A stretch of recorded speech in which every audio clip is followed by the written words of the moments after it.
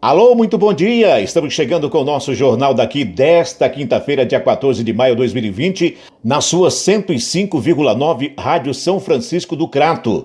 Hoje, dia continental do seguro. Vamos fazer um balanço das últimas notícias, do que foi destaque nas últimas horas e antecipar o que vai ser também notícia e destaque também nas próximas horas desta quinta-feira, como eu disse, dia 14 de maio de 2020. A produção e apresentação é de Solon Vieira e lembrando que a previsão para esta quinta-feira é de céu claro em todo o Ceará ao longo do dia. Região metropolitana do Cariri, o clima varia com temperaturas oscilando entre 31 e 22 graus, céu parcialmente nublado. Nesse momento, as temperaturas no Triângulo Crajubá são de 29 graus em Crato, 29 graus em Juazeiro do Norte e também 29 graus em Barbalha. Na média, a sensação térmica pode chegar aos 31 graus durante o dia, com umidade relativa do ar neste momento em 75% e ventos a 6 km por hora. Olha, minha gente, para começar, deixa eu só falar para você uma situação que pode ser muito interessante, é uma boa notícia, uma excelente notícia e que a gente vai falar daqui a pouquinho. É que é o seguinte, o médico da cidade de Floriano, no Piauí, o doutor Justino Moreira, ele é diretor técnico do Hospital Tibério Nunes, ele desenvolveu um método lá na sua cidade, que inclusive também é um método importado da Espanha, para a cura do Covid-19, Pessoas que são curadas com essa terapia do Dr. Justino Moreira é uma coisa muito interessante e que a gente vai ter daqui a pouco a fala dele a respeito dessa situação. Como eu disse, ele é um médico da cidade de Floriano. Se você não conhece, Floriano fica a 256 quilômetros da capital, Teresina. Ele tem conseguido fazer o tratamento com sucesso de pessoas curadas, de Covid-19, ou seja, do coronavírus. Ele vai falar ainda neste primeiro bloco, A gente vai ter uma fala dele a respeito disso e também os detalhes, A entrevista é longa, a gente vai ter só um pouquinho então dessa fala dele dentro do nosso jornal daqui. E depois você pode ir ao blog do Solon Vieira, no www.solonvieira.top e ter esta entrevista completa, a respeito de como é que ele está fazendo para curar pessoas com Covid-19. Está na hora dos nossos médicos aqui também, E de uma forma geral, saberem o que está acontecendo, verem na realidade o que de prático o doutor Justino Moreira lá no Piauí está conseguindo para a gente, quem sabe, usar também aqui na nossa cidade, no Crato e na nossa região e no Ceará. Muito bem, Doutor Justino Moreira, daqui a pouco falando a respeito de como ele tem curado vítimas do Covid-19 lá em Floriano, no Piauí. Olha aí, há 2 meses da data prevista, a Expocrato 2020 está praticamente descartada para julho, mês tradicional da realização deste evento. Considerado as condições atuais adversas para aglomerações a curto prazo, o evento poderá acontecer em dezembro. A nova data não foi confirmada oficialmente, mas informações dão conta de que ela deve ser anunciada nos próximos dias. Dezembro foi o mês da primeira exposição centro-nordestina de animais e produtos derivados em 1944, em plena Segunda Guerra Mundial.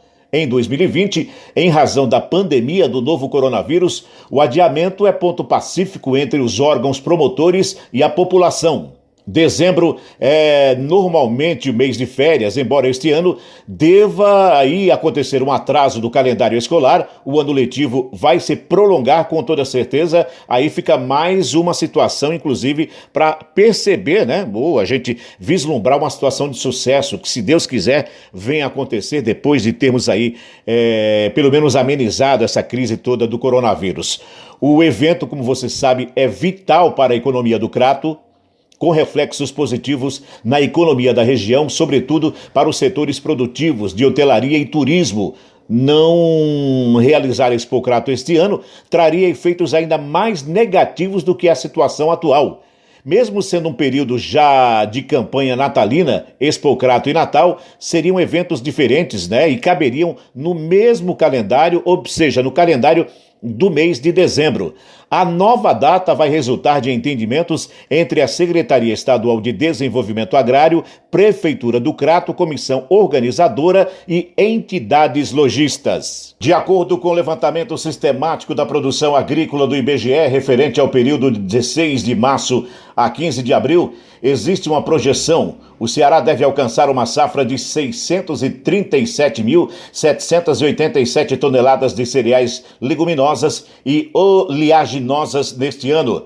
Trata-se de um crescimento de 12,96% em relação ao mesmo período de 2019 e de 34,7% em relação à expectativa de safra em janeiro deste ano. Segundo o secretário do Desenvolvimento Agrário, Francisco de Assis Diniz, a boa safra, além da boa quadra chuvosa, também decorre de uma série de ações governamentais voltadas para a política de desenvolvimento da produção agrícola. O governo do estado celebra, junto com todos os agricultores familiares, toda a rede de assistência técnica, todos os extensionistas, uma grande conquista, que é o aumento da nossa safra. Portanto, os agricultores familiares comemoram essa boa safra. Ela é decorrente de vários fatores. As ações que a Secretaria desenvolveu, a mecanização da agricultura que o governo do estado e o governador priorizou com a entrega dos tratores, a boa semente distribuída pelo Hora de Plantar, a presença da assistência técnica e uma boa quadra chuvosa. Isso nos garante para, dentro desse ciclo, este aumento expressivo e significativo. O arroz de sequeiro, feijão de arranca, feijão de corda, milho irrigado em sequeiro, algodão herbáceo e mamona são alguns itens que tiveram variação positiva. O secretário de Assis Diniz comentou ainda a ferramenta online que veio para fomentar a garantia da comercialização da produção agrícola do Ceará, que é o Portal Agrícola. Nós teremos agora um grande desafio, que é o Portal da Agricultura Familiar.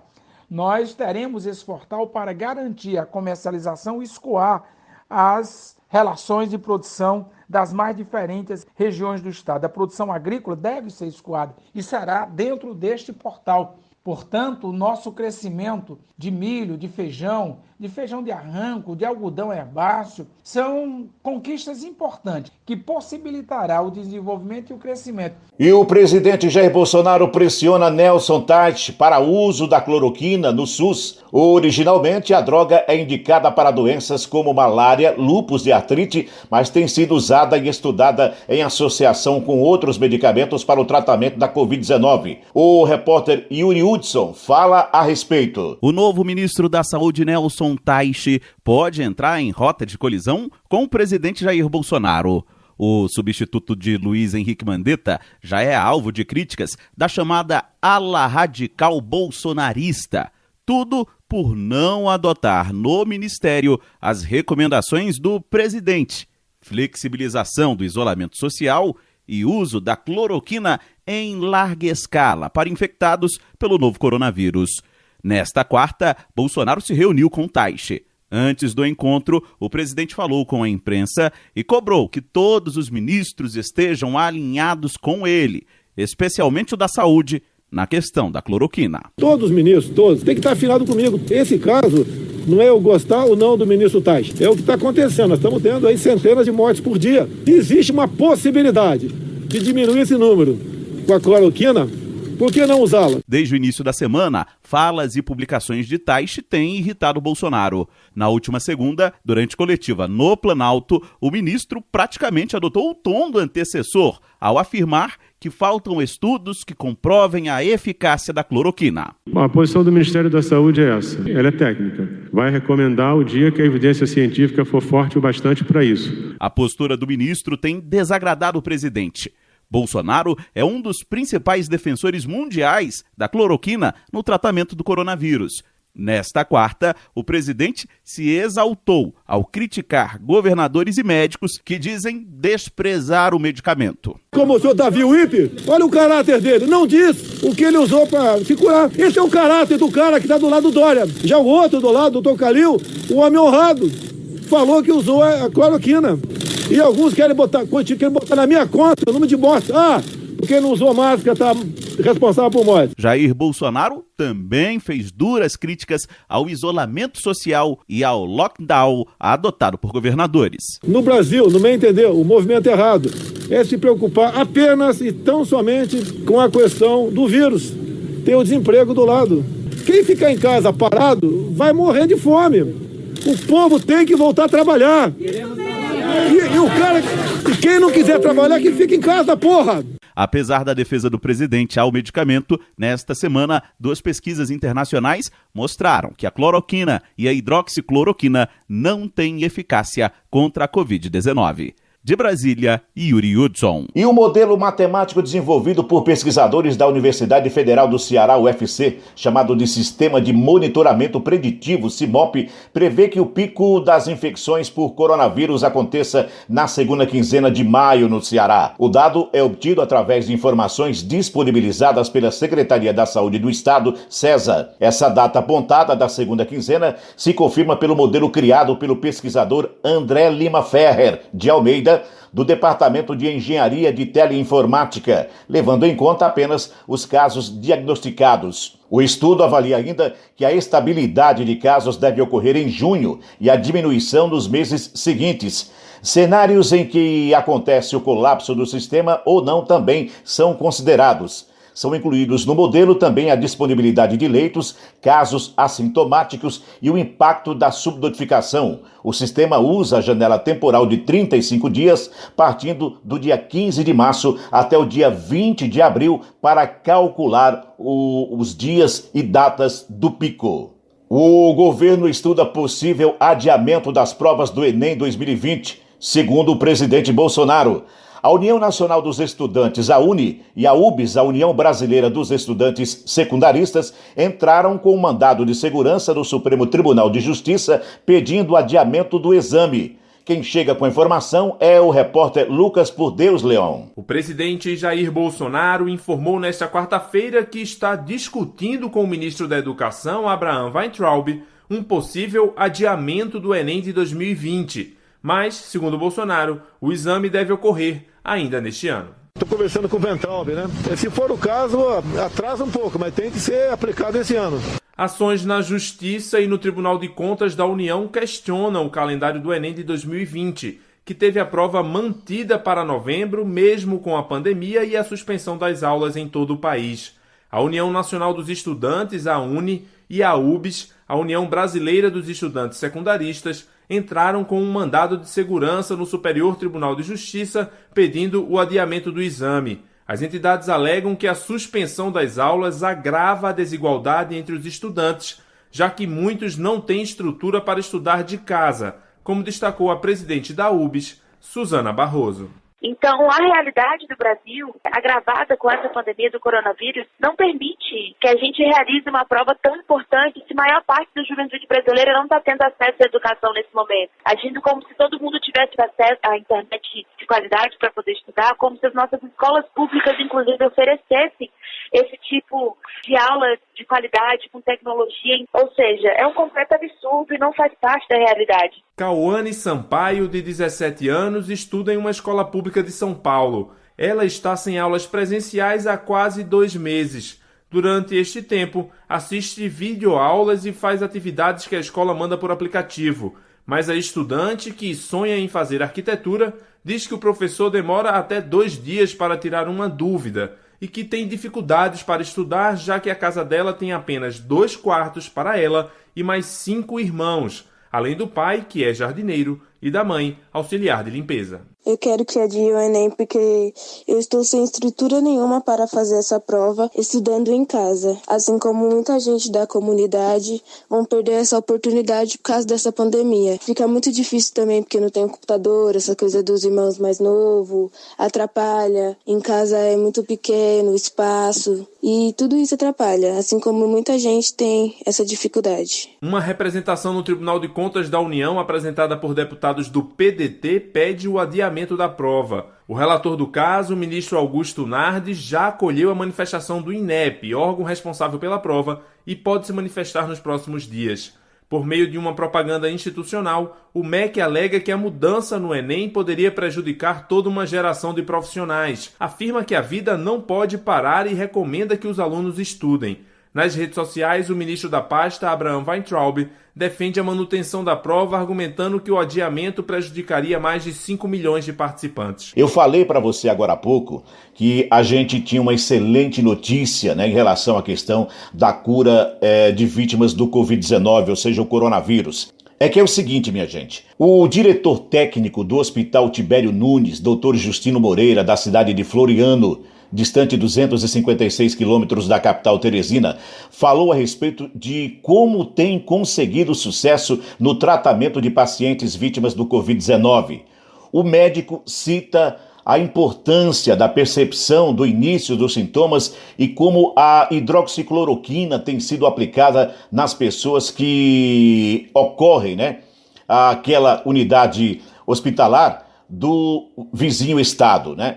As pessoas que procuram, melhor dizendo, aquela unidade hospitalar lá da cidade de Floriano, no Piauí.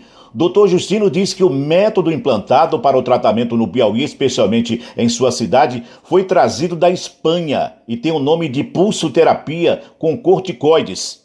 Vamos saber um pouco sobre isso e o que nos fala aí o médico, o doutor Justino Moreira, a respeito de como ele tem curado vítimas do Covid-19.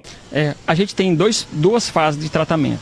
Uma fase que a gente chama de a fase inicial dos sintomas, e os sintomas aí são sintomas inespecíficos, são sintomas como febre, dor de cabeça que não passa com o uso de paracetamol ou de pirona, dores nos músculos, a tosse seca, a falta de sentir o cheiro, sentir o gosto das coisas. Essa fase, se você tiver 2 dias desse tipo de sintoma, a gente orienta a procurar a Funasa, que é a unidade de referência, porque lá a gente já dispõe do tratamento na fase precoce. A gente disponibiliza tanto a hidroxicloroquina ou a cloroquina com a azitromicina. E esse tratamento dura 5 dias. Uma vez passada essa fase, você não melhorando, aí você chega na fase hospitalar, após a segunda semana. Nessa fase, a gente tem usado aqui em Floriano um tratamento que foi adotado na Espanha, e a doutora Marina Bucá trouxe para Floriano. Essa pulsoterapia com corticoides. Essa fase inflamatória, a inflamação, ela é tão grande que ela provoca a destruição do pulmão. Uma vez a gente aplicando essa medicação nessa fase inflamatória, ocorre a regressão da inflamação e a melhora clínica rápida dos pacientes. Pois é, aí foi um pouquinho Aqui a entrevista é longa, é bem longa. E essa entrevista completa, com outras informações, você tem no vídeo com a entrevista completa com o Dr. Justino Moreira no blog do Solon Vieira, pelo endereço eletrônico www.solonvieira.top. Lá você vai ter lá. Médico do Piauí usa método para aquilo que seria, voltando à chamada, a chamada para como ele tem feito para curar vítimas do Covid-19. A entrevista completa está lá em vídeo, tá? No blog do Solon Vieira, que é o www.solonvieira.top. Olha aí, certificação profissional aumenta as chances de conseguir emprego. Para especialistas, boa parte do desemprego se dá pela falta de qualificação profissional. Espaço aberto para o repórter Rodrigo Nunes. Fazer o próprio negócio sobreviver à pandemia do coronavírus tem sido uma dura missão para os empresários do país. Em praticamente todo o Brasil, o comércio está de portas fechadas e as pessoas estão em isolamento social.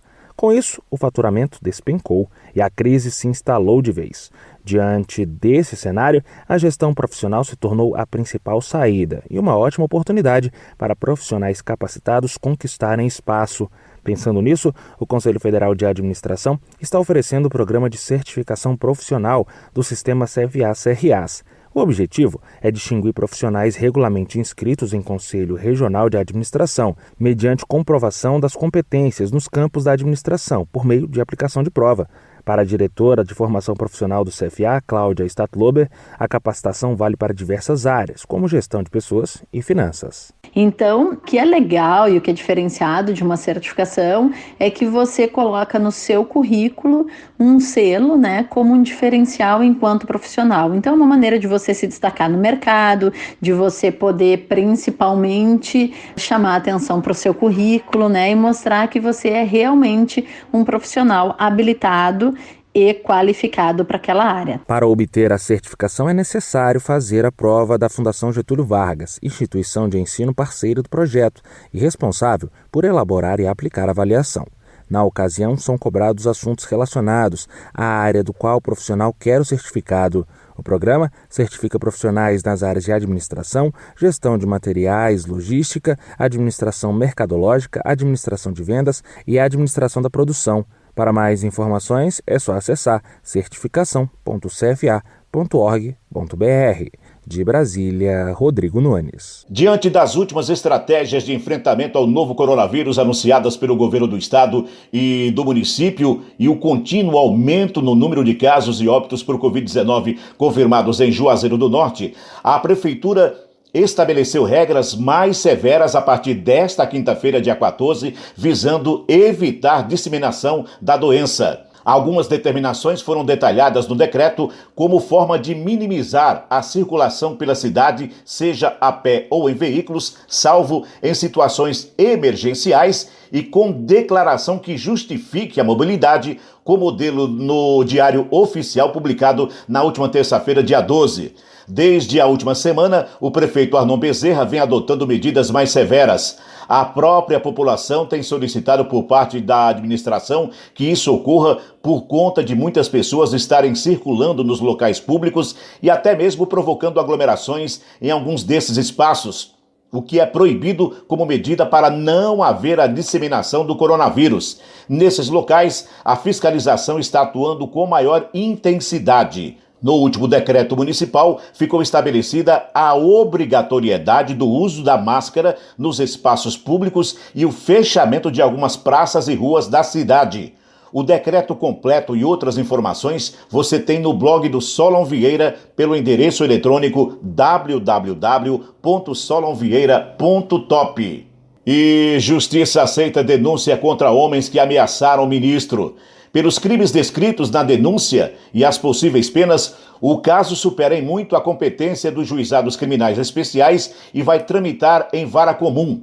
O repórter Rafael Ferri tem espaço para estas informações. A Justiça de São Paulo aceitou a denúncia feita pelo Ministério Público contra 2 apoiadores do presidente Jair Bolsonaro. No começo do mês, os acusados participaram de protesto em frente ao prédio do ministro do Supremo Tribunal Federal, Alexandre de Moraes, após o magistrado suspender a nomeação de Alexandre Ramagem para o cargo de diretor da Polícia Federal. Antônio Carlos Bronzeri e Jurandir Alencar viraram réus por ameaça, difamação, injúria e perturbação do sossego. O jurista e professor Ricardo Jacobsen Gleckner concorda com o Ministério Público ao ser atribuído o crime como ameaça. Ricardo leu a denúncia e lembra que a infração está prevista no artigo 147 do Código Penal brasileiro. Na denúncia consta a seguinte expressão, que essas pessoas teriam usado: você e sua família jamais poderão sair das ruas deste país nem daqui a 20 anos. E também, nós iremos defenestrá-los da terra. Essas duas expressões foram tomadas como ameaça e também, naquela oportunidade, as pessoas chamaram o ministro de ladrão, advogado do PCC, corrupto, covarde, canalha e por aí vai. Então aqui há toda uma prática de crimes, de crimes contra a honra, de injúria, que é uma atribuição negativa, o xingamento ele é punido pela lei brasileira. Na denúncia do Ministério Público, a promotora Alexandra Santos pediu que as penas fossem agravadas pelo fato de os crimes terem sido cometidos contra funcionário público em razão de suas funções e na presença de várias pessoas. O pedido de agravo também foi feito por conta das ofensas terem sido realizadas durante evento de calamidade pública, ou seja, durante a pandemia do novo coronavírus. O professor Ricardo Gleckner lembra que protestos podem ser feitos contra o presidente, ministros, governantes ou qualquer outra pessoa, mas é preciso distinguir esse tipo de manifestação de ameaça. Se o protesto fosse no sentido de dizer que a decisão foi injusta, que a decisão não atendeu critérios ou princípios da administração pública, enfim, se a matéria discutida fosse a própria decisão e não o caráter pessoalizado de quem proferiu a decisão, ela poderia se enquadrar como um protesto ou uma manifestação democrática. Agora, claro que no momento em que ela serve para ameaça, serve para a prática de crimes contra a honra, são manifestações nitidamente criminosas. né, e que devem ser coibidas. O juiz Márcio Saundag, da 22ª Vara Criminal, aceitou a denúncia e deu prazo de 10 dias para que os denunciados apresentem suas defesas por escrito. Com informações de São Paulo, Rafael Ferri. Olha, 6 câmaras setoriais e temáticas já apresentaram ao governo do estado protocolos de segurança com o intuito de informar as autoridades como pretendem voltar ao trabalho após o fim do isolamento social imposto para reduzir a contaminação por novo coronavírus no estado do Ceará. Os setores de flores, economia do mar, automotivo, energias renováveis, turismo e eventos, construção civil e imobiliária propuseram medidas sanitárias, mas ainda não arriscam estimar um prazo para a retomada das atividades. Segundo o secretário do Desenvolvimento Econômico e Trabalho SEDET, Maia Júnior, a ideia é positiva, à medida que os segmentos estão se antecipando aos protocolos que vão ser apresentados pela Secretaria da Saúde. De acordo com o titular da SEDET, a equipe técnica que estuda a reabertura gradual da economia deve concluir nesta semana partes de um plano de retomada econômica. Ele também afirma que os protocolos que as câmaras estão elaborando dizem respeito ao correto funcionamento, seguindo as normas estabelecidas pela Secretaria da Saúde e Organização Mundial de Saúde, a OMS. E um estudo realizado pelo Instituto de Pesquisa Econômica Aplicada, IPEA, divulgado na última terça-feira, dia 12, apontou o estado do Ceará com o maior índice, 9,2, de avaliação de medidas para distanciamento social entre os demais estados brasileiros. A análise define a escala de 0 a 10, em que 10 é o mais restrito. O levantamento analisa a relação entre as ações governamentais para a prevenção do novo coronavírus na aplicação do distanciamento e isolamento social entre 27 de abril e 10 de maio. Com acompanhamento feito quinzenalmente, o estado obteve nota 2 durante o período de 6 a 9 de abril e 4 a 8 de maio. Em sequência, no ranking, aparecem os estados de Pernambuco, 8,3, Alagoas, 7,5, Amazonas, 7,5 e o Rio Grande do Norte também, com 7,5. Por último, surgem os estados de Santa Catarina, com 4,2, na última análise, além de Bahia, Mato Grosso do Sul, Roraima e Tocantins, com 3,3 cada. Conforme o estudo, entre 11 de março e 10 de maio, o Ceará foi classificado como articulador. E pesquisa da CNI mostra que redução da demanda afetou mais de 1.200 empresas durante a pandemia. O gerente executivo de economia da CNI, Renato da Fonseca, destaca outros setores que não apresentaram redução da demanda na reportagem da Dayana Vitor. Quase todos nós deixamos de comprar uma série de itens agora na quarentena, seja porque evitamos sair de casa ou por não precisarmos mesmo. Mas sabia que esse nosso comportamento atingiu em cheio a renda das indústrias? Segundo pesquisa da CNI, Confederação Nacional da Indústria, realizada com 1.740 empresas industriais, entre o dia 1º e 14 de abril, 70% tiveram queda no faturamento por causa da redução da demanda. Agora que quase não saímos de casa, não compramos mais tantas roupas e nem calçados. As indústrias que fabricam esses produtos foram as que mais sentiram a queda nos pedidos. Depois foram as de móveis, impressão, reprodução e têxteis. Tudo porque estamos cautelosos em relação às compras de itens que não são essenciais.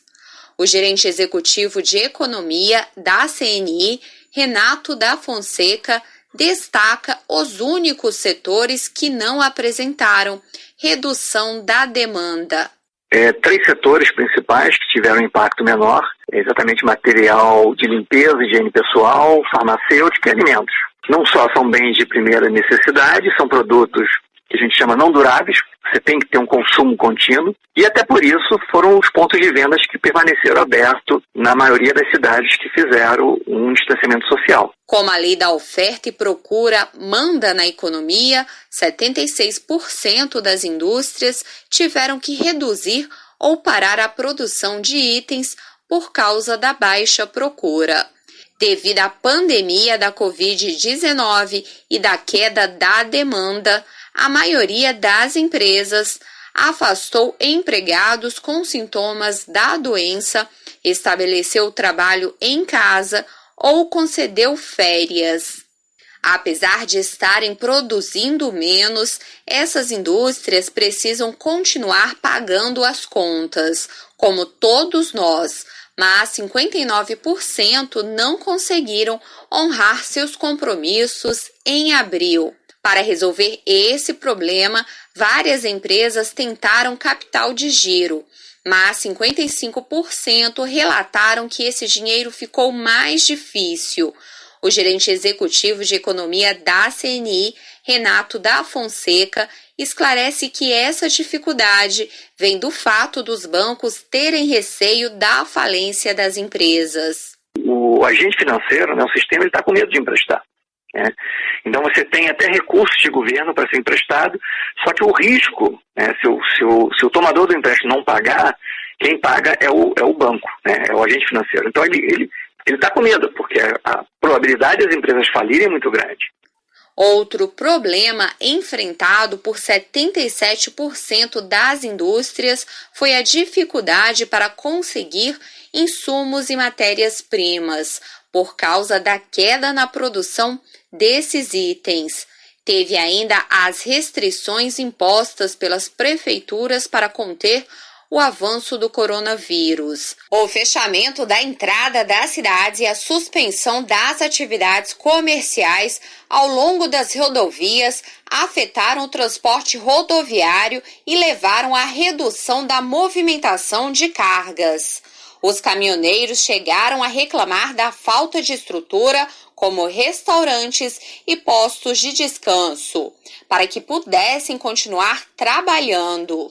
E comissão que debate ações de combate ao coronavírus vai realizar esforço concentrado nas próximas 2 semanas. Até agora, 6 propostas da comissão já viraram lei. Outras 4 já foram aprovadas pelo plenário da Câmara e uma espera a sanção presidencial. Espaço aberto para a repórter Carla Alessandra. A comissão externa que acompanha as ações de combate ao coronavírus no Brasil vai fazer um esforço concentrado nas próximas 2 semanas para realizar audiências virtuais. As reuniões estão marcadas para as terças, quartas e quintas, pela manhã e à tarde. Segundo o calendário aprovado pelos deputados, serão ouvidos hospitais universitários, a Caixa Econômica Federal e especialistas sobre diversos assuntos ligados à Covid-19, como tabagismo, pacientes oncológicos e renais, associações filantrópicas, fake news, entre outros. O presidente da comissão, o deputado Dr. Luiz Antônio Teixeira Júnior, do PP do Rio de Janeiro, afirmou que o esforço tem como objetivo dar aos deputados um panorama geral da situação para que projetos de lei sejam propostos e encaminhados para o plenário. No momento que a Casa não tem outra comissão em funcionamento, tem uma ansiedade do conjunto dos deputados em que possa a gente auxiliar a dar diretrizes no melhor manejo da pandemia. A deputada Carmen Zanotto, relatora na comissão, explicou que a urgência do assunto exige um esforço dos parlamentares. Que a gente tem que ter muita agilidade nos processos e a gente fechar essas agendas que já estavam demandadas agora no mês de maio, vai dar também para a gente mais tempo de acompanhar o que está acontecendo também nos nossos estados com mais intensidade. Eu defendo que a gente mantenha 2 turnos pesados, mesmo que sejam pesados para todos nós, mas a comissão cumpre com o seu papel da agilidade e na busca de ouvir as instituições, ouvir os serviços, ouvir e dar conta da demanda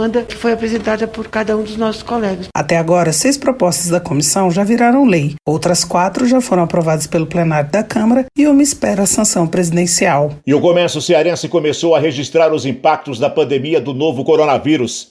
Segundo pesquisa do Instituto Brasileiro de Geografia e Estatística, IBGE, o setor do estado apresentou uma queda de 16% na receita nominal em março desse ano. A comparação é feita o mês de fevereiro desse ano e leva em consideração o comércio varejista ampliado que une os dados da venda de materiais de construção e de veículos. Na análise anual, comparado março de 2020 a março de 2019, a queda é menor, 7,3%.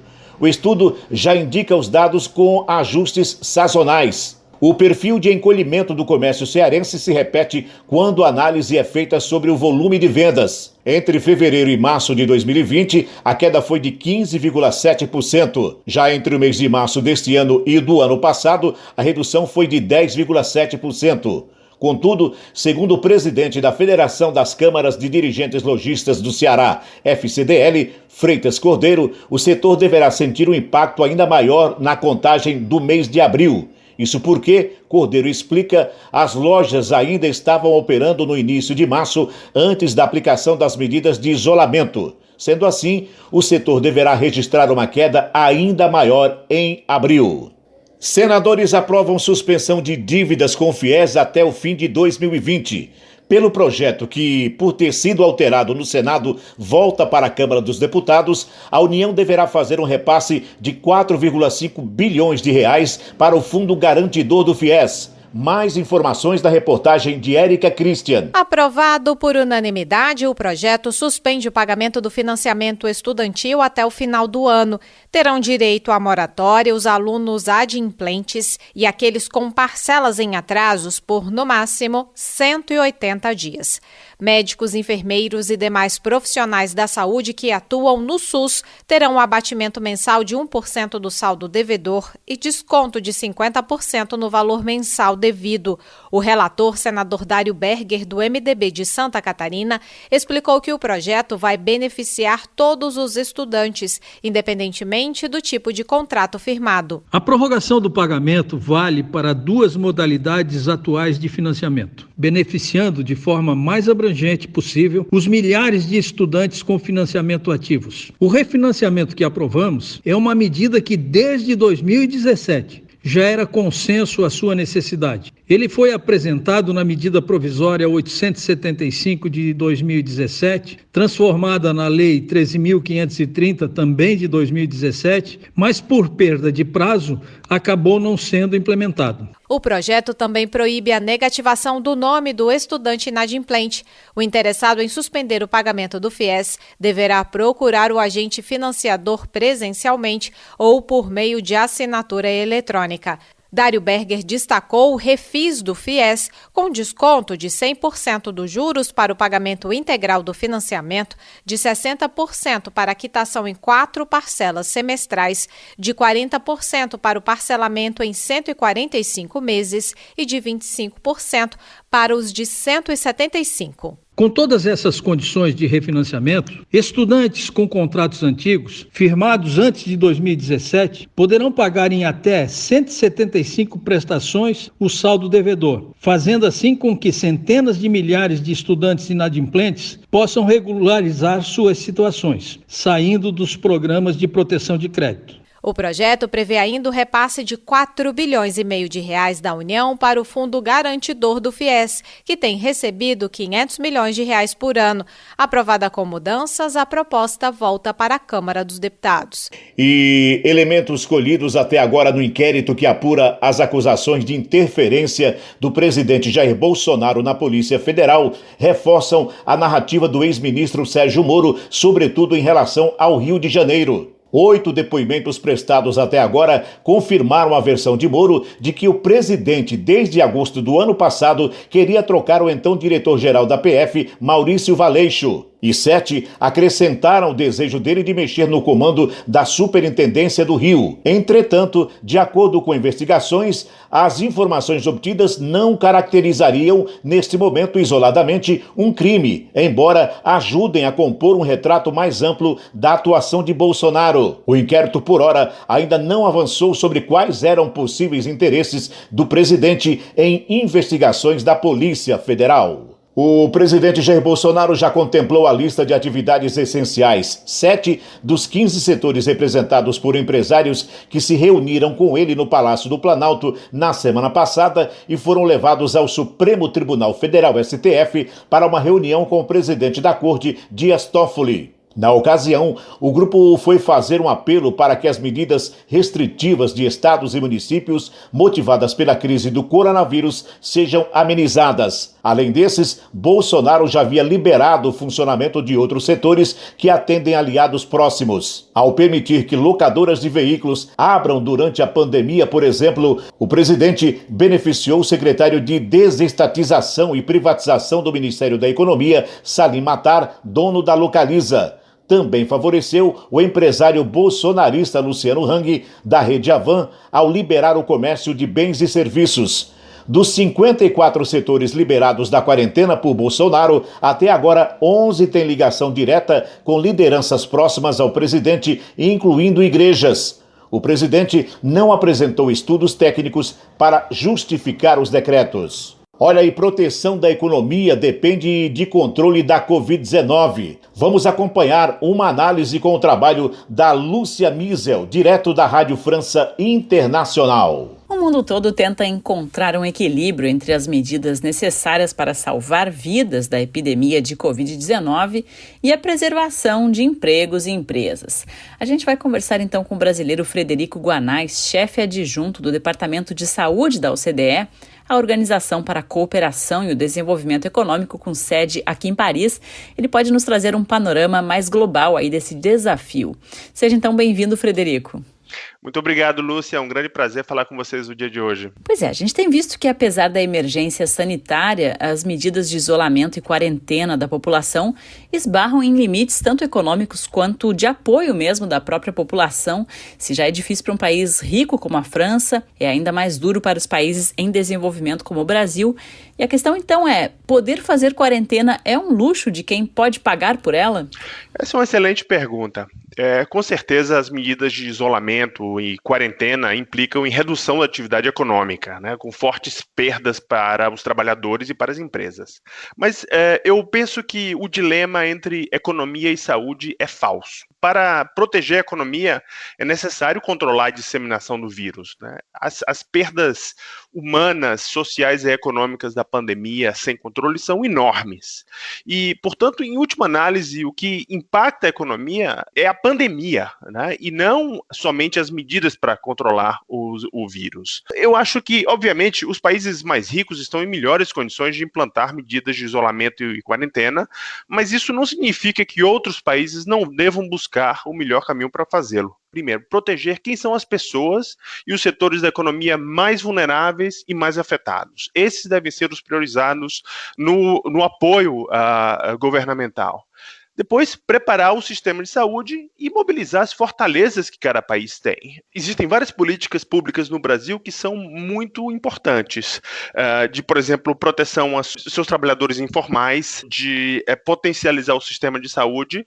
E o Brasil, por ser um sistema federativo descentralizado, existe muita variação nas medidas que foram implementadas no nível estadual.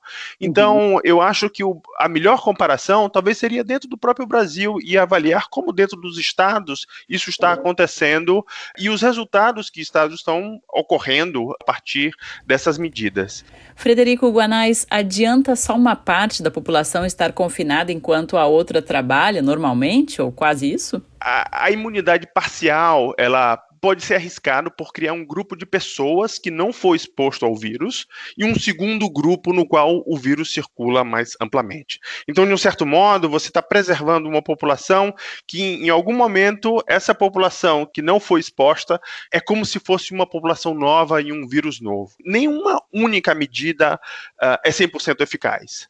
A literatura mostra que é importante combinar medidas, sejam elas, por exemplo, o teletrabalho para os que são possíveis, as medidas de distanciamento social que implica reconfigurar os ambientes de negócios, de trabalho, o uso de máscaras em locais públicos, o uso de álcool gel e de medidas de higiene. Enquanto isso, no Brasil, a postura reiterada do governo Jair Bolsonaro vai de encontro aí a todas as recomendações internacionais para conter essa pandemia.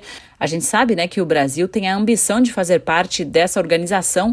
Existe alguma orientação da OCDE sobre como os países membros deveriam estar atuando nessa situação? O Brasil, inclusive, já faz parte de vários comitês da OCDE, participa de reuniões do Comitê de Saúde da OCDE.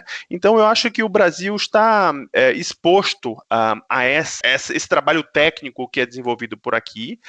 E o papel da OCDE não é de aplicar sanções aos países, é de produzir evidência e, a partir do debate, do conhecimento técnico, produzir caminhos de melhores políticas públicas. A saúde não é um gasto, é um investimento. É algo que nós, economistas da saúde, já tratamos disso há muito tempo. Pense nos enormes custos que poderiam ser evitados, por exemplo, se tivesse sistemas de saúde prontos para, em grande escala, para fazer os testes, internar as pessoas que foram necessárias, para resolver a maioria dos casos sem precisar ir ao hospital. Muito obrigada, Frederico Guanais, chefe adjunto do Departamento de Saúde da OCDE. Muito obrigado, Lúcia, e ouvintes, de onde vocês estiverem. Rádio França Internacional, de Paris, Lúcia Missel. E estamos concluindo a edição desta quinta-feira, dia 14 de maio de 2020, do nosso Jornal daqui, na sua 105 FM.